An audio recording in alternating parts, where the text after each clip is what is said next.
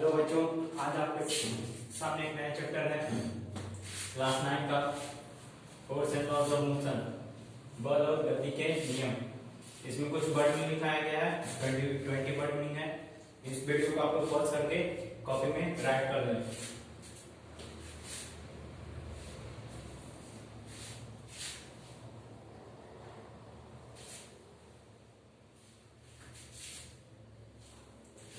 तो आप लोग राइट कर लिया होगा।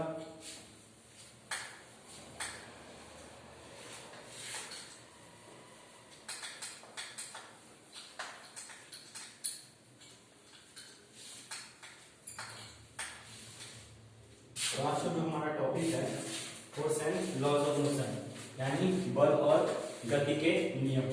इसमें हम लोग जानेंगे इस चैप्टर में कि बल क्या होता है, क्या स्टेबल फोर्स क्या होता है, अनस्टेबल फोर्स क्या होता है, गति के बारे में हम लोग जानेंगे। ठीक भाई, तो हम इस टॉपिक का स्टार्ट करते हैं पहले फोर्स से।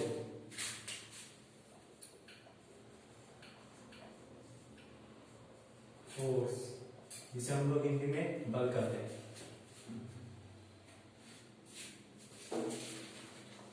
Force is push or pull on an object with mass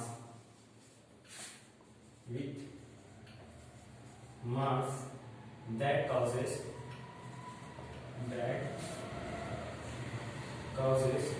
it to change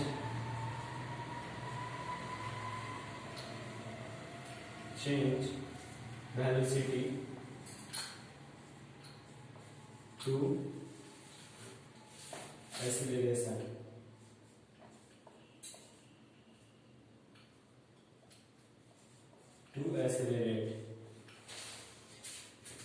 यहाँ पे फोर्स के बारे में बताया गया है, फोर्स इज पुश और pull on an object with mass, यानी कि जब भी हम किसी भी ऑब्जेक्ट, यानी ऑब्जेक्ट का मतलब क्या, वस्तु जो कि जगह को छेदता हो, जिसे कि हम लोग देख सकते हैं, छोटे महसूस कर सकते हैं, ऑब्जेक्ट उसको बोलते हैं। तो फोर्स क्या होता है, यानी कि किसी भी ऑब्जेक्ट पे जब हम धक्का लगाते हैं, ठीक, विथ मास, जब हम किसी भी ऑब्जेक्ट पे धक्का लगाते हैं उसके मास के साथ, मास का मतलब कि कहने का मतलब कि उसका वेट कितना है। जैसे में कि मान चले कि ये एक ऑब्जेक्ट है, ठीक, एक मार्कर है, इसका भी कुछ ना कुछ वेट होगा ही होगा, या फिर ग्राम में होगा, 100 ग्राम होगा, 50 ग्राम का होगा, जो भी होगा। ठीक, अगर हम इस पे अगर फोर्स लगाते हैं, इस पे अगर फोर्स लगाएंगे तो जाहिर सी बात है, अगर हम धक्का देंगे तो इसका जो मास, इसका वेट है, उसको साथ हम धक्का दे रहे हैं, थोड़ी नहीं कि हम इसको इसलिए धक्का देंगे, इसका जो वेट होगा उसके साथ ही हम धक्का देंगे। ठीक, तो यहाँ पे बताया गया है फोर्स इज पुश और पुल ऑन एन ऑब्जेक्ट। बल क्या है, बल वो है जो कि किसी भी ऑब्जेक्ट को या तो धक्का देते हैं या फिर खींचना होता है। ठीक, खींचने का मतलब क्या होता है, जैसे कि इधर 3-4 आदमी है, बीच में एक रस्सी है, और इधर एक 4 आदमी है, एक तरफ से इधर खींच रहा है, एक तरफ उधर से वो इंसान खींच रहा है। ठीक, जिसके तरफ जो इंसान ज्यादा फोर्स लगाएगा, यानी ज्यादा ताकत लगाएगा, उसके तरफ ये रस्सी चला जाएगा। ठीक, तो फोर्स का मतलब क्या है कि किसी भी ऑब्जेक्ट को जो हम लोग धक्का देते हैं और किसी भी ऑब्जेक्ट को जो हम अपनी ओर खींचते हैं, जैसे यहाँ पे दिखाएंगे कि इधर 4 आदमी इधर और बीच में रस्सी, दोनों को खींच रहे हैं। ठीक, तो उसके साथ क्या होता है कि जो ऑब्जेक्ट है, मतलब कि इस ऑब्जेक्ट का जो वेलोसिटी है उसमें भी परिवर्तन आता है। जाहिर सी बात है, अगर कोई गाड़ी धीरे धीरे चल रहा है, अगर हम उसको धक्का देंगे जाके, ठीक, अगर कोई गाड़ी धीरे धीरे चल रहा है, एक कार है जो धीरे धीरे चल रहा है, अब 5-6 आदमी गए उसको धक्का देने लगा जाके, जाहिर सी बात है गाड़ी तेज चलने लगी। जिस तरह से साइकिल पे अगर कोई एक आदमी बैठ के पेडल मार के रहता, पीछे से कोई आएगा जोर से धक्का दे देगा, तो जाहिर सी बात है साइकिल बहुत तेज चल जाएगा। तो यहाँ पे बताया गया है कि फोर्स इज पुश और pull on an object with mass that causes it change velocity. यहाँ पे ये भी बताएंगे कैसे वेलोसिटी चेंज होता है, यानी कि सरल बात में ये बोला जाता है फोर्स को कि फोर्स वो होता है जो कि हम किसी भी ऑब्जेक्ट पे, किसी भी वस्तु पे धक्का लगाते हैं या हम उसको अपनी ओर खींचते हैं। ठीक, ये होता है फोर्स। और फोर्स लगाने के क्या कारण होता है कि इस ऑब्जेक्ट में, यानी कि जिस पे हम फोर्स लगा रहे हैं उसका स्पीड में, यानी कि या तो बढ़ोतरी आ जाएगा या तो कमी आ जाएगा। अब कमी कैसे आएगा, जैसे उधर से कोई गाड़ी आ रहा, हम इधर से धक्का लगा रहे हैं, इधर से सामने से गाड़ी आ रहा है, हम इधर से धक्का लगा रहे हैं, यानी कि हम गाड़ी को रोकने का कोशिश कर रहे हैं, तो जाहिर सी बात है कि हम इसमें फोर्स लगा रहे हैं, तो गाड़ी जो है जल्दी नहीं, मतलब कि बहुत दूर देरी बाद जा करके गाड़ी रुक जाएगा। ठीक, ये होता है क्या, ये हो गया पुश या सॉरी पुल हो गया। ठीक, पुश का मतलब क्या होगा, उधर से 4-5-6 आगे आए, गाड़ी को पीछे से धक्का देने लगा। ठीक, तो जिसके कारण क्या होगा कि गाड़ी का स्पीड में बढ़ोतरी हो जाएगा। ठीक, जैसे कि यहाँ पे लिखा गया है E to change velocity to acceleration। ठीक है, ये था फोर्स का डेफिनेशन। अब हम लोग आते हैं नेक्स्ट पॉइंट पे, बैलेंस फोर्स। हम लोग का नेक्स्ट पॉइंट है बैलेंस फोर्स। बैलेंस फोर्स यानी संतुलित बल, जिसे हम बोलते हैं। if the block is pulled from both the sides with equal force,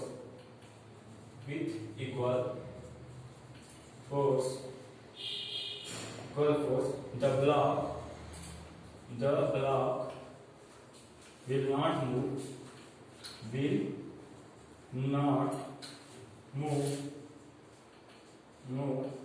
This is called balance force। अब बैलेंस फोर्स क्या होता है? Balance force if the block is pulled from both the sides, यानी कि किसी एक ब्लॉक है, मान लीजिए कि ये ब्लॉक हो गया, ये ब्लॉक,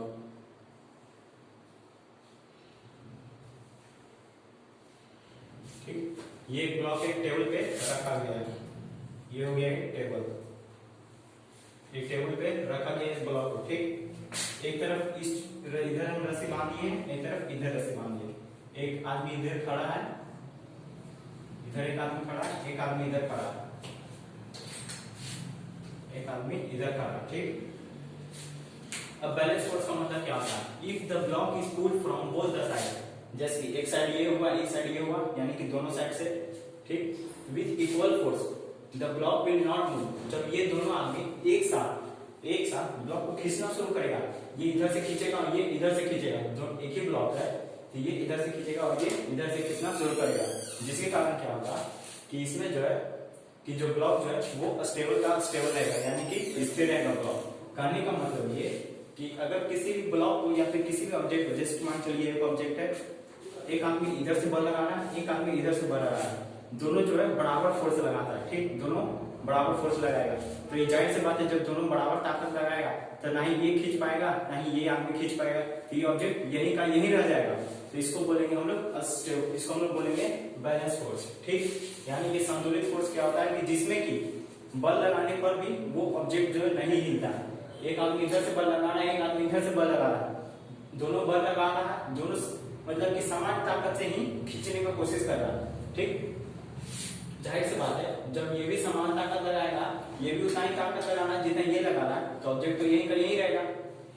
ठीक है, अगर उसी में अगर क्या होता है कि ये जो ज्यादा जोर से ताकत लगाता है तो ये ऑब्जेक्ट जो है इसके पास आ जाता है, तो वो बैलेंस फोर्स नहीं कहलाता। लेकिन ऑब्जेक्ट जो है यही का यही है, ये भी ताकत लगा रहा है, ये भी लगा रहा है, ऑब्जेक्ट यही का यही है, ना इधर जा रहा है ना इधर जा रहा है, यानी कि इससे मालूम चलता है कि दोनों जो है बराबर ताकत लगा रहा है। ठीक, तो ये जो है ऑब्जेक्ट कहीं नहीं जा रहा है, यानी यहीं पे यही है, इसको बोलेंगे हम लोग balance force.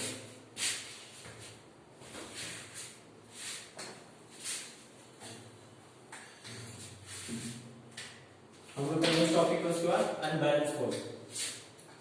Unbalance force, the block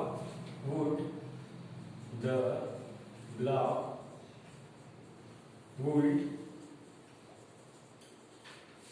begin to move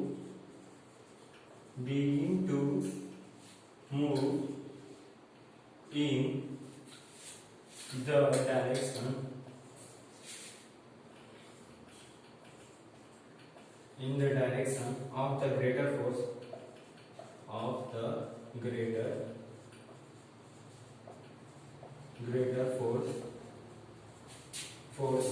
the two forces are not balanced greater force, this is called unbalanced force.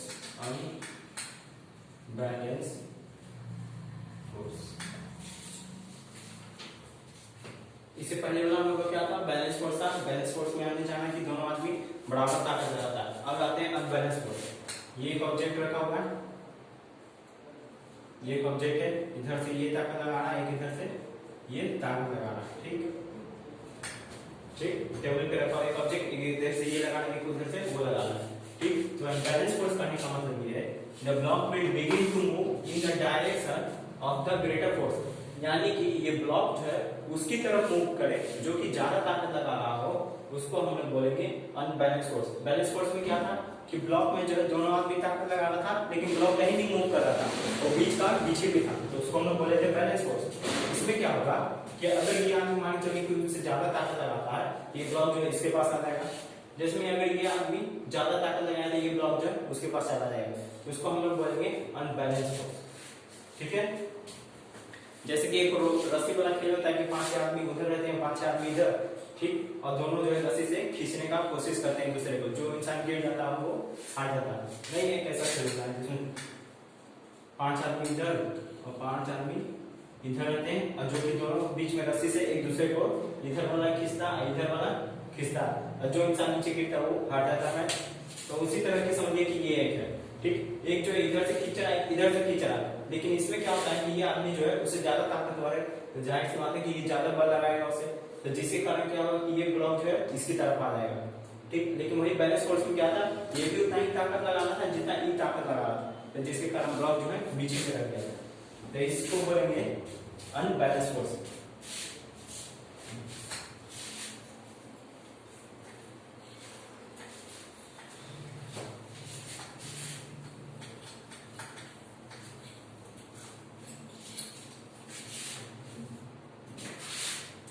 अब आज हम लोग का नेक्स्ट टॉपिक है first loss of motion. First loss of motion यानी कि गति का पहला नियम। गति का पहला नियम।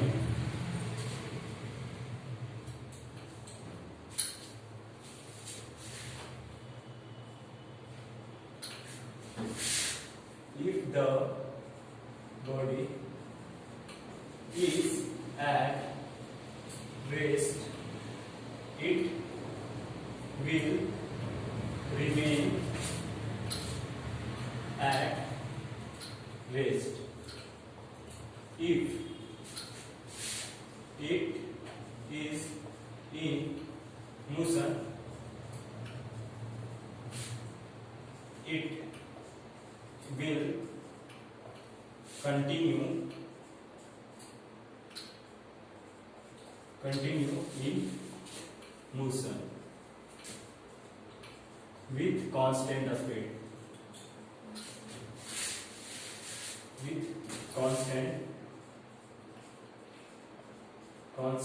speed. Line unless there is a net force acting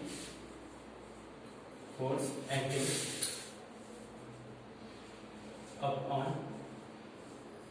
it.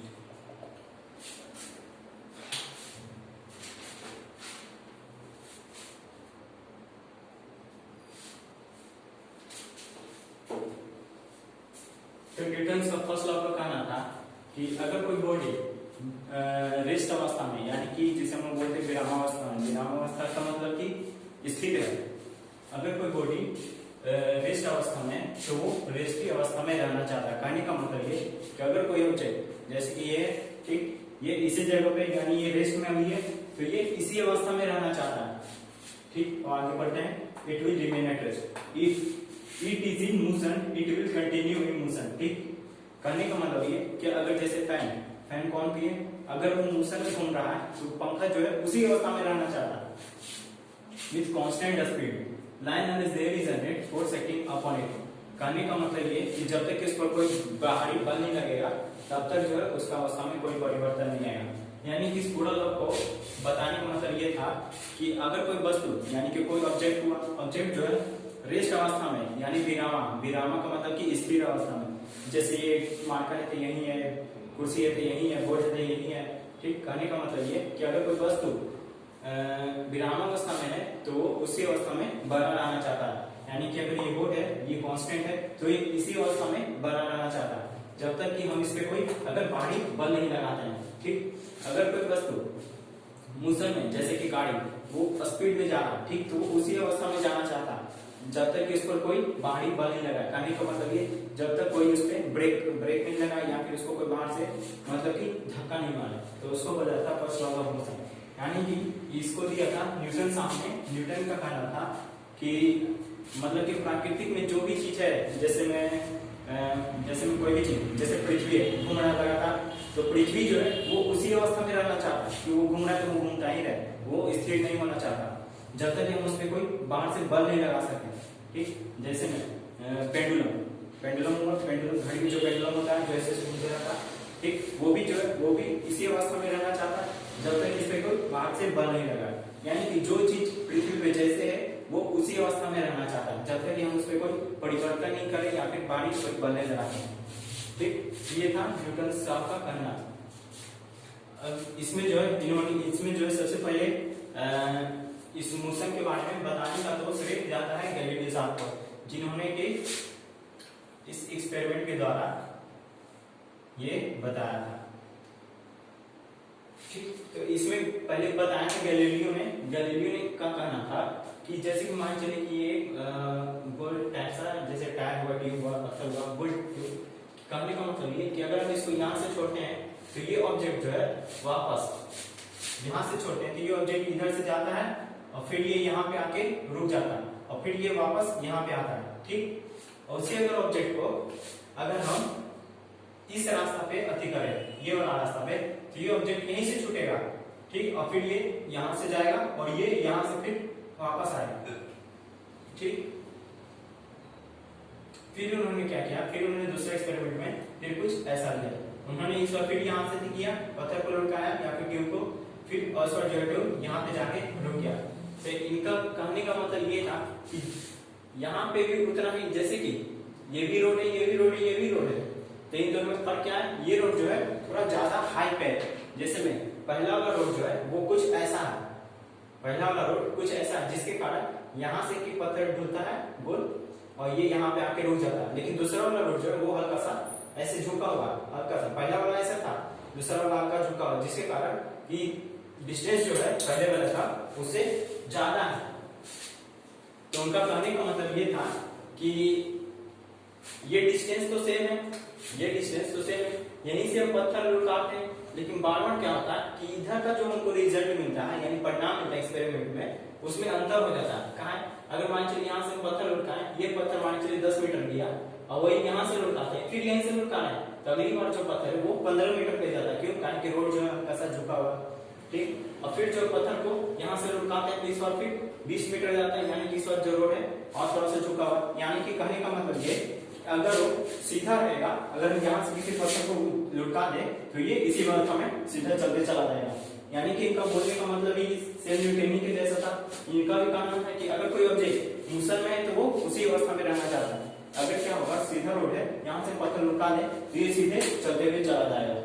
ठीक, ये गैलीलियो साहब का कारण था, हालांकि इसे प्रूव किया था न्यूटन ने। अब आते हैं हम लोग अपना सेकंड पॉइंट पे, जिसका कि नाम है इनर्शिया, जड़त्व, जिसे हम लोग बोलते हैं जड़त्व, इनर्शिया, जड़त्व। It is at rest. It is at rest. It tends to remain at rest. Remain at rest. ठीक है. If it is in motion, if it is in motion, it tends to keep moving. This property of an object, this property of an object is called inertia.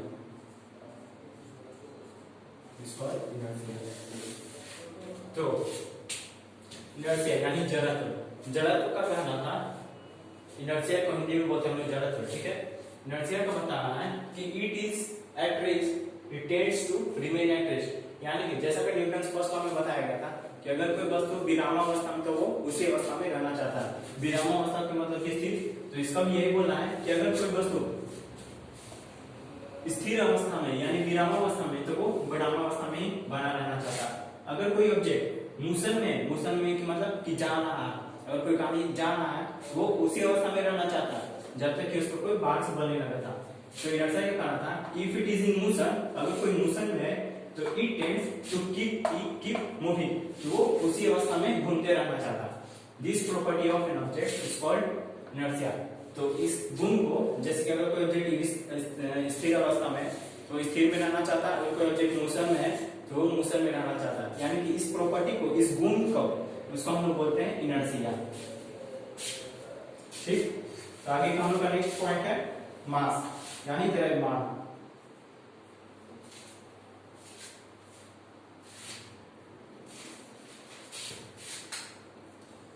मास, द्रव्यमान. Mass is a measure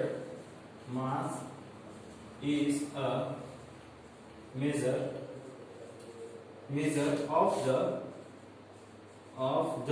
amount of matter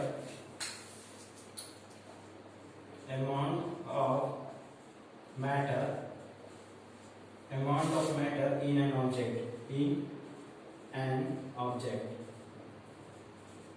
object. Mass is usually measured in grams. Mass is usually measured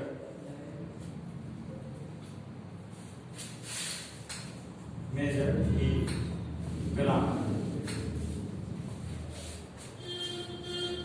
तो मास क्या होता है, द्रव्यमान. Mass is a measure of the amount of matter. द्रव्यमान क्या है, मतलब कि द्रव्यमान वो है जिसमें कि हम उस मास में, कहने का मतलब उस ऑब्जेक्ट में जितना मैटर यानी पदार्थ का मात्रा उसमें है. सबसे पहले हम लोग ये जानते हैं कि मैटर क्या है.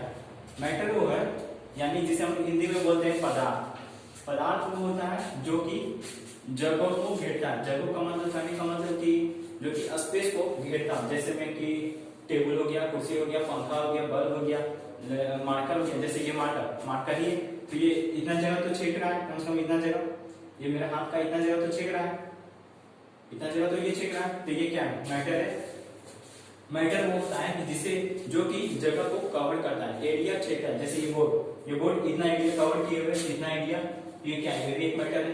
मैटर वो होता है जो कि एरिया को कवर करता है यानी कि स्पेस को, जिसे हम लोग छू सकते हैं, देख सकते हैं, महसूस कर सकते हैं, उसको हम लोग बोलते हैं मैटर. ठीक. अब मास क्या होता है यानी द्रव्यमान. मैटर तो हम लोग को मालूम चल गया. अब आते हैं मास, द्रव्यमान.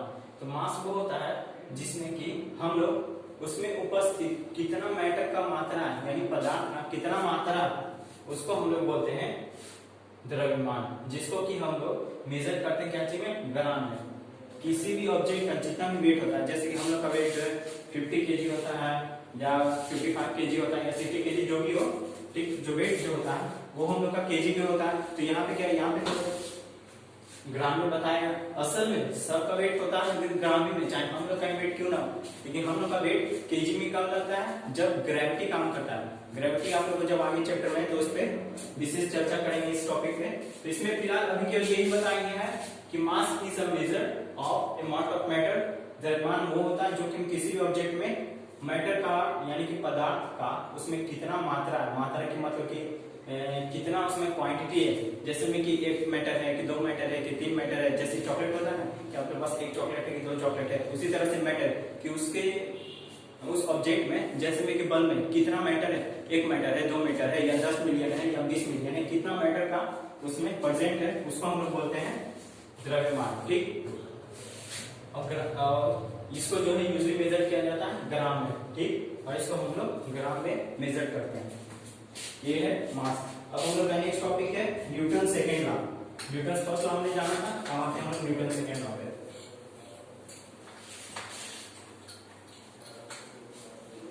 Newton second law,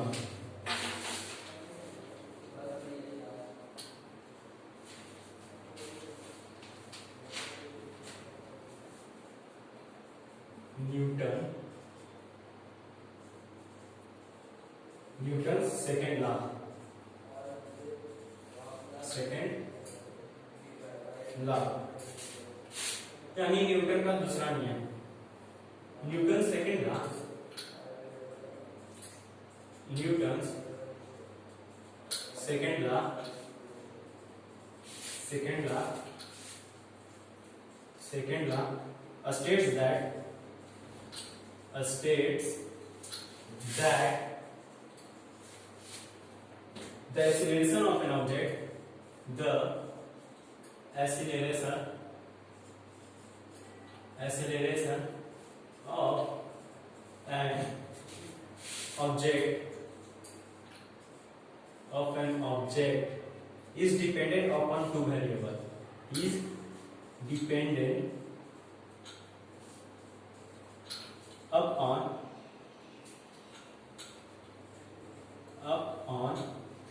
two variable,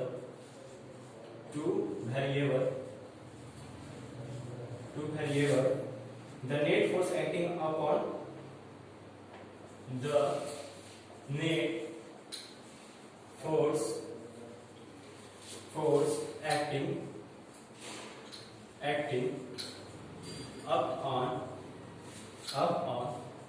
the object and the mass of object and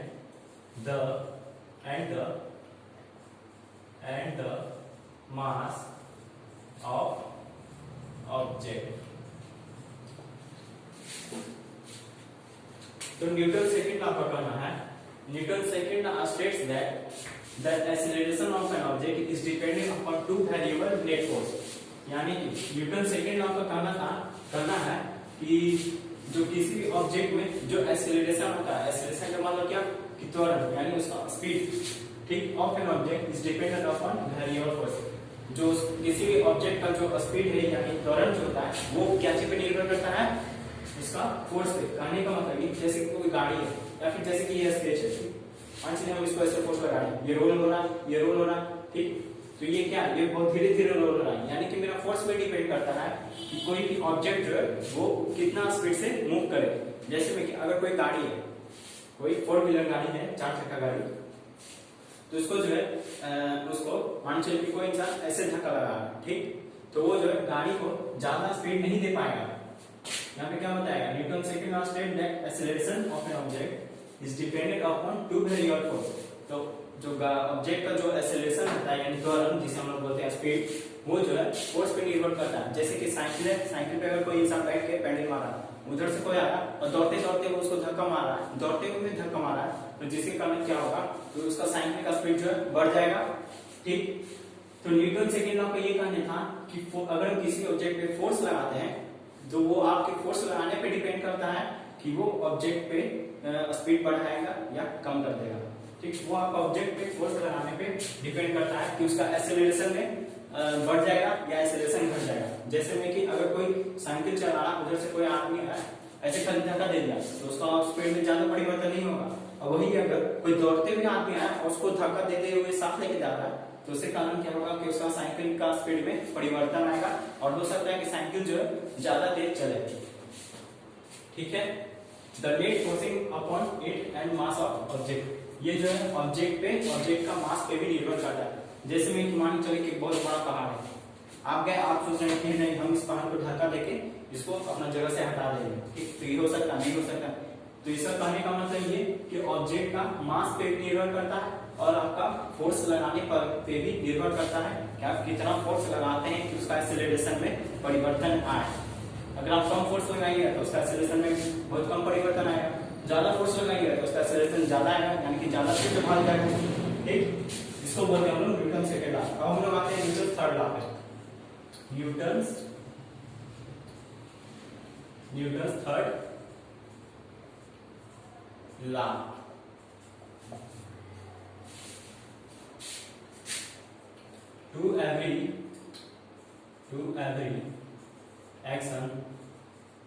To every action, there is always an equal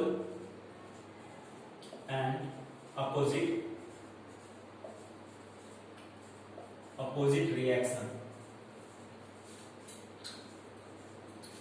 Newton third law यानी कि न्यूटन का तीसरा नियम, इसका बताना यह है कि to every reaction there is always an equal and opposite reaction. कहने का मतलब ये है कि अगर हम किसी के ऑब्जेक्ट पे जितना फोर्स लगाते हैं वो ऑब्जेक्ट भी हम पे उतना ही फोर्स लगाता है। यानी कि जैसे में कि मान चलिए कि यहाँ पे एक बहुत बड़ा पत्थर है, ठीक, यहाँ पे एक आदमी जा रहा था, बीच रास्ता में ये पत्थर पड़ा हुआ, इसने सोचा कि क्यों ना हम इस पत्थर को हटा दें। ठीक, ये आदमी इस पे फोर्स लगाता है, ठीक, फोर्स लगाता है, हल्का दम लगाता है, फिर पत्थर इससे नहीं हिलता, थोड़ा दम लगाता है, इससे पत्थर नहीं हिलता।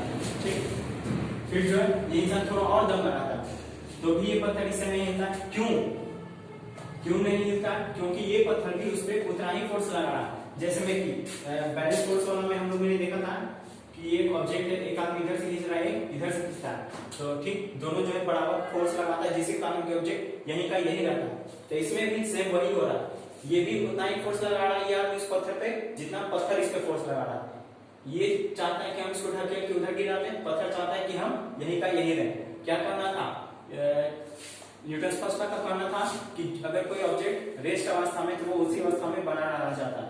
जैसे कि ये पत्थर स्थिर है तो वो इसी अवस्था में रहना चाहता है, लेकिन ये इंसान इसको सोचता है कि नहीं हम इसको हटा के नीचे कर देंगे, यानी या फिर पहाड़ से फेंक देंगे या रोड पे से नीचे गिरा देंगे। तो ये इंसान भी उस पर फोर्स लगा रहा है, ये पत्थर भी इस पे फोर्स लगा रहा है, ठीक, जिसके कारण कि दोनों का फोर्स बैलेंस है। तो उसके बाद क्या होता है, ये इंसान जो है पूरा दम लगाता है, तो इसके बाद ये पत्थर जो है उसको हिला के गिरा देता है। तो इसमें क्या होता है कि जैसे में कि हम लोग आते हैं अनबैलेंस फोर्स पे, अनबैलेंस फोर्स में क्या हुआ था कि एक आदमी जो है ज्यादा ताकतवर रहता है वो ऑब्जेक्ट को अपनी ओर खींच लेता है। तो इसमें भी सेम यही कंडीशन होता है कि ये आदमी जो है पूरा दम लगा करके इस पत्थर को नीचे गिरा देता है, यानी कि ये आदमी उस पत्थर से ज्यादा ताकतवर रहता है, जितना ही पत्थर दम लगाता है उससे ज्यादा दम लगाता है, जिससे कारण किसको गिरा देता है। ठीक, तो न्यूटन थर्ड लॉ का कहना है कि अगर कोई भी ऑब्जेक्ट यानी वस्तु, किसी भी ऑब्जेक्ट पे हम जितना फोर्स लगाते हैं वो ऑब्जेक्ट भी हम पे उतना ही फोर्स लगाता है।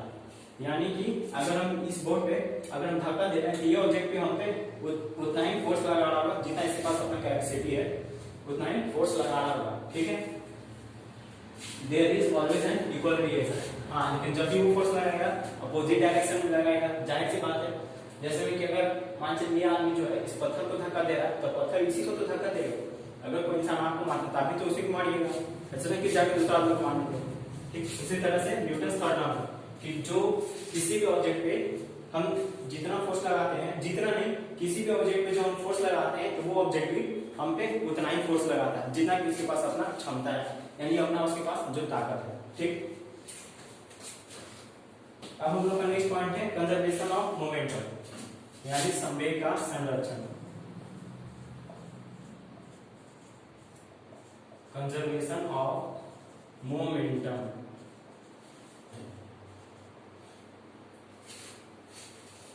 जिसे हम लोग बोलते हैं संवेग का संरक्षण। संवेग का संरक्षण। ठीक है। अब कंजर्वेशन ऑफ मोमेंटम क्या होता है? जैसे कि मान चलिए यहाँ पे गाड़ी, ठीक, ये गाड़ी हो गया और एक गाड़ी यहाँ पे, ये गाड़ी जो है एक जगह मतलब स्थिर है, मतलब कि गाड़ी रुका हुआ, कहीं नहीं जा रहा, यही रुका हुआ। एक गाड़ी इधर से आ रहा है,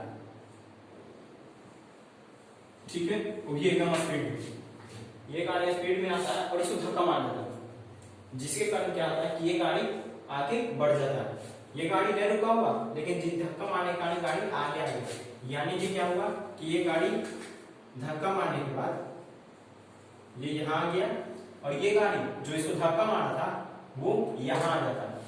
ठीक, तो कंजर्वेशन ऑफ मोमेंटम का करने का मतलब ये कि अगर हम जैसे कोई भी ऑब्जेक्ट को जितना धक्का मारते हैं तो उसका ऑब्जेक्ट में जो उसका ऑब्जेक्ट, जैसे किसी भी ऑब्जेक्ट पे जो हम धक्का मारते हैं तो वो ऑब्जेक्ट जो है जितना पोजीशन आगे सरकता है और जितना वो पोजीशन से धक्का मारा था वो उतना ही में आता है। यानी कि जैसे कि पहले ये गाड़ी यहाँ पे था रुका हुआ, दूसरा गाड़ी इधर से स्पीड में आया, ठीक, इसको धक्का मारने ये गाड़ी कहाँ गया, इतना गया। मान के चलिए कि इन दोनों का दूरी यहाँ से 5 मीटर, 5 मीटर का दूरी है इन दोनों को यहाँ से, ठीक। ये इसको जोर से धक्का मारता है तो ये यहाँ आ जाता है और ये पुराना ये जो गाड़ी जो धक्का मारता है वो इसके जगह पे आ जाता है।